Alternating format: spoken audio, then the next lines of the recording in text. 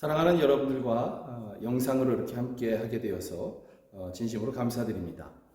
오늘 수요일 저녁에 우리가 함께 보기를 원하는 하나님의 말씀은 사도행전 14장 8절에서 10절입니다. 제가 읽어드리겠습니다.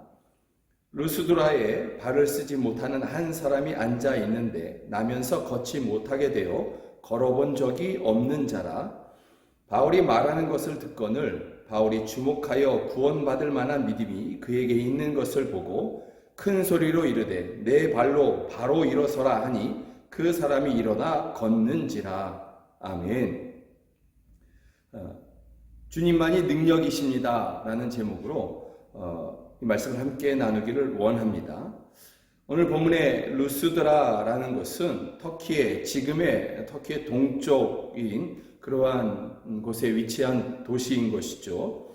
이 루스드라는 로마의 우상들을 섬기던 그러한 도시입니다. 수많은 우상이 있으나 그 어떤 것도 사람을 회복시키지 못하는 그러한 우상들을 이 루스드라는 이렇게 섬기고 있었던 것이죠. 특별히 14절을 보면 루스드라 사람들은 제우스 신을 섬기고 있었던 것 같습니다.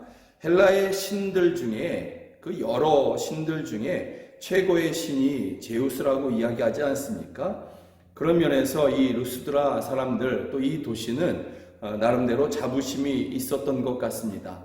우리는 최고의 신을 섬기고 있어, 제우스 신을 섬기고 있어 라는 그러한 자부심인 것이죠. 이런 곳에 바울과 바나바가 복음 전도를 위해서 찾아가게 되는 것입니다.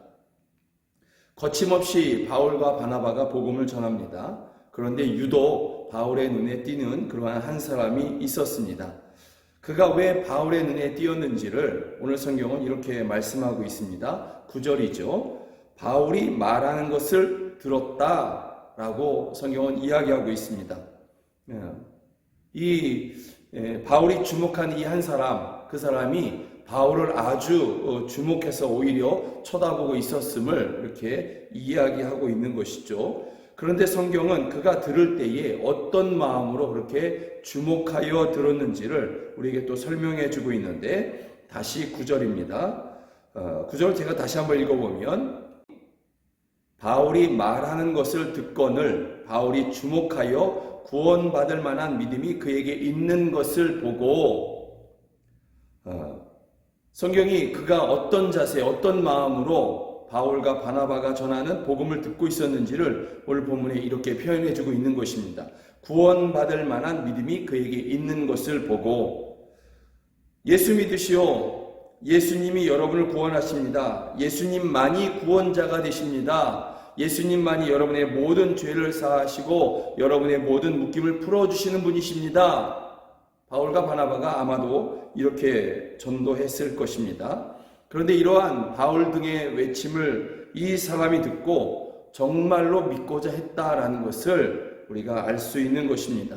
그가 정말로 믿고자 했던 것을 그의 눈빛, 그의 몸짓으로 또 바울과 바나바 등을 이렇게 주목하여 보는 것으로 그렇게 표현을 하고 있는 것입니다. 이것이 그의 진심이고 그의 온 마음이라는 것을 바울이 보면서 한 번에 알아볼 수 있을 정도였다라는 것을 오늘 성경은 구원받을 만한 믿음이 그에게 있는 것을 보고 이렇게 표현하는 것입니다. 그런데 그에 대한 다른 설명이 오늘 본문에 또 있습니다. 오늘 본문 8절에 보면 그는 장애인인 것이죠. 그에 대한 설명을 우리가 8절을 통해서 다시 한번 보면 루스드라에 발을 쓰지 못하는 한 사람이 앉아 있는데 나면서 걷지 못하게 되었다. 이렇게 성경은 이야기하고 있습니다. 여러분, 이 사람이 나면서 걷지 못했다라는 것을 통해서 우리가 생각해 보면 아마도 태어나면서 나면서부터 불구는 장애인은 아닌 것 같고요. 나면서 태어나는 순간에 어떤 사고를 당해서 그의 다리를 다친 것으로 보여집니다. 그래서 나면서부터 사고를 당해서 걷지 못하게 되었고 평생에 걸어본 적이 없는 그러한 사람인 것이죠.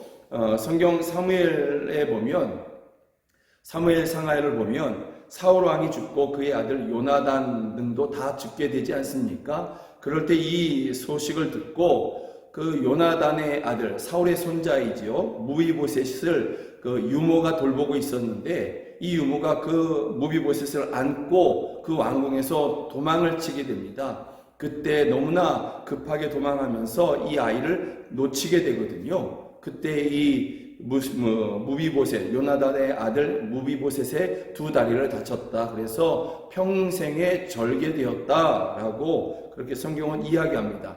아마도 이러한 사고가 이 사람에게 있었지 않았나 싶습니다. 그런데 이 사람은 루스드라에서 지금 살고 있는 것이죠.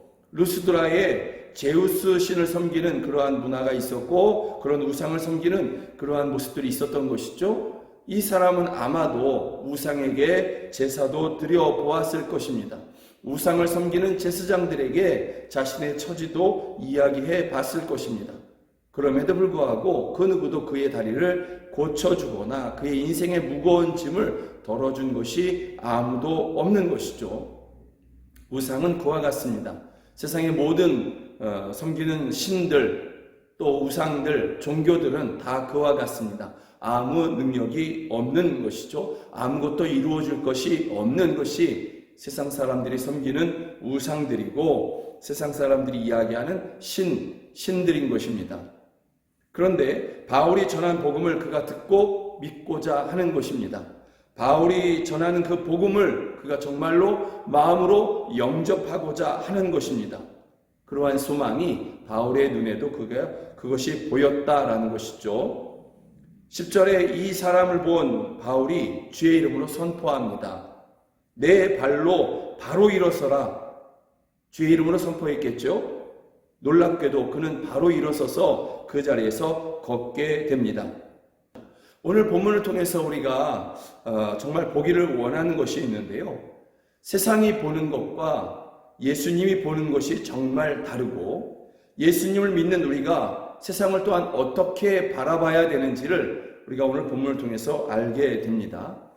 세상은 겉을 봅니다. 외적인 것을 보는 것이죠. 그가 걸치고 있는 것, 그가 소유하고 있는 것, 얼마나 소유하고 있느냐, 그가 세상에서 성공해서 어떤 지위에 올라가 있느냐, 다 외적인 것이죠.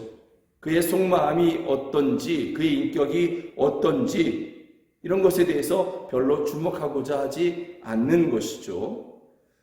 겉모습이 화려하고 성공해서 어떤 위치에 올라가 있는 사람들을 향해서는 박수치고 영광을 그에게 돌려줍니다. 그러나 겉모습이 화려하지 않고 소유한 것이 자랑할 만한 것이 못되고 성공하지 못했다 하는 사람들에 대해서는 오히려 비난하고 조소하는 것입니다. 오히려 그를 외면하는 것이죠. 그러나 주님은 세상과 같지 않으십니다. 주님은 세상이 보는 겉모양을 바라보지 않으시는 것입니다. 주님은 그의 속에 믿음이 있느냐, 그의 마음이 하나님을 향하고 있느냐, 이런 것을 보십니다. 그리고 그것으로 좋게 하시는 것입니다. 그것으로 만족해 하시면서 그에게 믿음이 있을 때, 그 마음이 주님을 향하고 있을 때 주님은, 살아계신 하나님은 그와 함께 하시고 그에게 하나님의 능력을 나타내시는 분이십니다. 세상과는 다르신 분이십니다. 그래서 사울 왕이 하나님 앞에 범죄하였을 때 하나님은 그를 패하시고 새로운 왕을 세우고자 하십니다. 그래서 사무엘을 이새의 집에 보내시죠. 이새의 집에 보내셨을 때 그의 첫 아들이, 이새의 첫 아들이 사무엘 앞을 지나갈 때, 엘리압이라고 합니다. 엘리압이 그 앞을 지나갈 때에 사울이 마음 가운데 이 사람이구나 합니다. 이 사람이구나. 그만큼 이새의 첫째 아들이 외모가 출중했다. 왕이 되려면 이 정도 외모는 가져야 된다 할 정도의 그러한 모습이었다라는 것을 알 수 있죠. 그러나 하나님은 즉시 사무엘에게 말씀합니다. 이 사람이 아니다. 이새에게 막내 아들 다윗이 있었습니다. 아버지나 그의 형제들조차도 다윗을 인정해 주지 않습니다. 그만큼 다윗은 소년인 것이죠. 작고 힘없어 보이는 그러한 소년. 그러나 하나님께서는 다윗을 보시면서 마음에 합해하셨고 그를 주목하셨고 그에게 기름 부어 왕으로 세우신 것입니다. 하나님은 외적인 것을 보시는 것이 아니라 내적인 것을 보시고 믿음을 보시고 마음을 보시는 분이신 것입니다.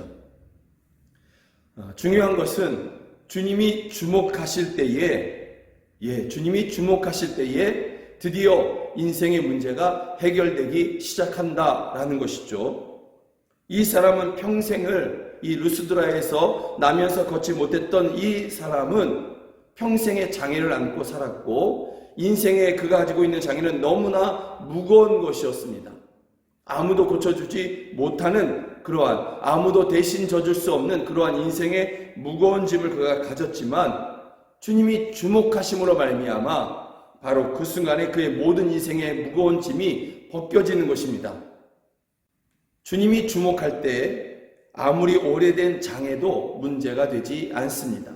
주님이 주목하실 때에 아무리 무거운 인생의 짐도 문제가 되지 않습니다. 주님이 내 인생을 주목하시기 시작할 때 이전에 내가 받았던 그 어떤 상처도 낫지 않고 생각이 날 때마다 오히려 더 고통하게 했던 그 모든 인생의 상처들도 더 이상 문제가 되지 않는 것입니다. 내 인생의 짐, 내 인생의 장애라고 여겨졌던 그 모든 것이 주님 앞에서는 아무것도 아닌 것이 됩니다. 그래서 주님의 이름으로 이 사람에게 선포했을 때 바로 일어서라 했을 때 이 사람이 일어섰고 걷게 된 것입니다. 마찬가지입니다.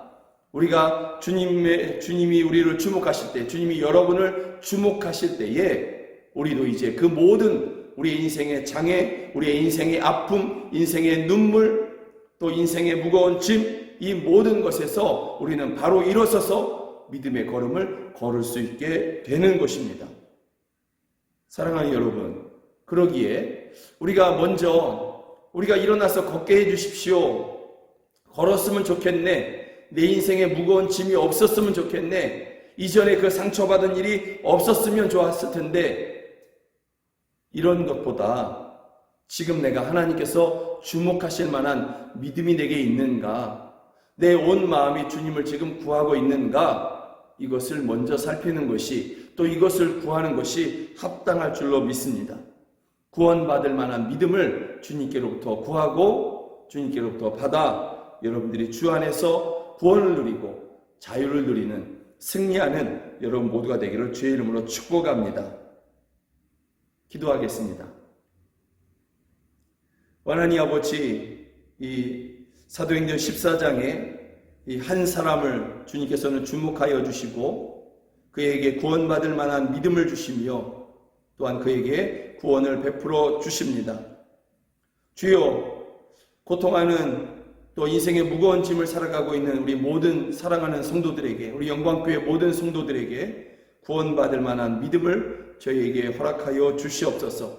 주여, 저희가 주님을 진실로 믿고 있사오니, 주님 한 분만을 믿고 있사오니 저희들에게 주님의 그 능력으로 역사하여 주셔서 저희들을 그 모든 환난과 고난과 어려움에서 바로 일어서서 하나님 아버지 믿음의 걸음을 걸어가게 하여 주시고 강건하게 하시며 평강을 누리게 하여 주시옵소서. 저희가 주님을 믿사오니 저희를 병에서 구원하시고 저희들을 가난에서 풀어주시며 인생의 상처에서 하나님 아버지 완전한 치유를 누리게 하여 주시옵소서. 완전한 회복을 저희 가운데 허락하여 주시옵소서. 주님만이 우리의 구원이십니다.